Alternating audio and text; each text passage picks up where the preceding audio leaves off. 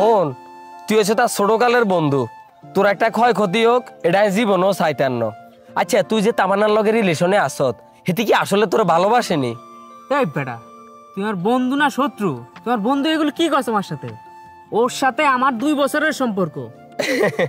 আরে বন্ধু, হেতি এই হাঙ্গে গ্রামের হলো আইডি রে 2-6 বছর করে আঙ্গুলের আগার মধ্যে নাচাই ছাড়ে দিছে। তুই যে কয় নাম্বার সিরিয়ালে আসত একমাত্র আল্লাহ পাক মাহবুদে ছাড়া কেউ জানে না। শোন, মেয়েদের এই বয়সে এরকম একটু একটু হয়, কিন্তু ও আমার মন থেকেই ভালোবাসে। না রে বন্ধু, আসলে তো জামা কাপড় গাত লাগে আর কথা গাত লাগে না। আজ যে জলফি গাছের নিচে খাড়ু একটা কথা কই যাই, হেতি তোর জীবনেও বিয়ে করতে না। আর হেতির বাইরে যদি শুনতে পারে তোর কোকসার পজিশন লড়া লাগব। আরে না বন্ধু, শোন, ভালো রেজাল্ট হয়েছে, ঢাকা যাচ্ছে, ইনশাল্লাহ ভালো একটা চাকরি হবে। চাকরির পরে ওর ভাই নিজে থেকে আমার হাতে তুলে দেবে ওরে, দেখিস তুই। না রে বন্ধু, আর হারামও বিশ্বাস হইতে আছে না। হেতির ভাই বুঝে তোর হাতের মধ্যে হেতির উড়ে দিব, যদি উড়ে দেয় আয় আর কান কাটে তোর হাতের মধ্যে ধরাই দিম। আয় আচ্ছা দিস, চল বাজারের দিকে যাই।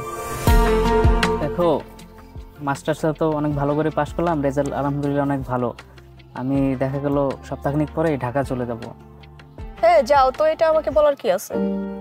না মানে আমার তো পার্সোনাল কথা শেয়ার করার মতো কেউ নাই, তোমার কাছে সব শেয়ার করি।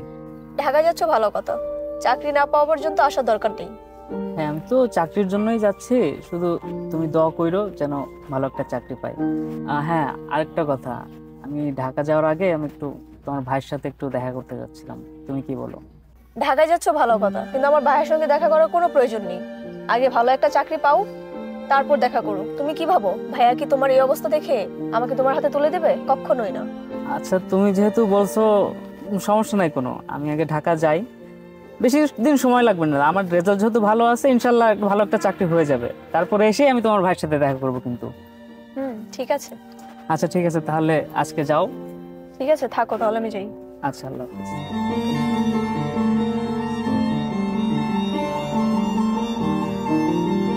মাছের খানা দিছো সকালে? জি ভাই দিছি। আর বাকি খানা কতক্ষণ আসবে? এই একটু পরে চলে আসবে বলছে। ভাই আসসালামু আলাইকুম। ওয়ালাইকুম আসসালাম। কি অবস্থা, ভালো আছো? জি ভাই, আলহামদুলিল্লাহ ভালো আছি, আপনি ভালো আছেন? এই তো আলহামদুলিল্লাহ আছি ভালো।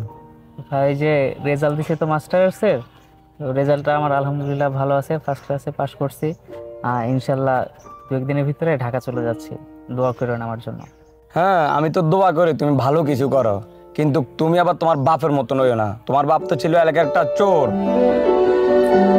আসলে ভাইয়া এগুলো তো অনেক আগের কথা, এগুলো বাদ দিয়ে ভাইয়া আপনার সাথে কিছু কথা ছিল আমার। থামো, তুমি কি বলতে চাইতে আছো সেটা আমি খুব ভালো করে জানি। আর তোমার মাথার ভিতরে কি চিন্তা করতেছে ওগুলো মাথার থেকে ফেলাই দাও। আর তোমার বাপ মরে যাওয়ার পর ধরে তুমি তো কোনো কাজকামই করো না। জি ভাইয়া, এতদিন তো আসলে পড়ালেখা নিয়ে ব্যস্ত ছিলাম, এখন যেহেতু ভালো একটা রেজাল্ট করছি, ইনশাল্লাহ ভালো কিছু হবে। ভালো কিছু বললে তো হবে না, পারলে করে দেখাও। আর তোমার বাপের যে ডাক নাম ওটা তো আর এমনিতে মুছে যাবো না। তোর বাপ তো ছিল চোর। আর তুই প্রাণ কেন সাথে দিকে হাত বাড়াস? এক কাল ঠের কি যে দূর আছে ছিল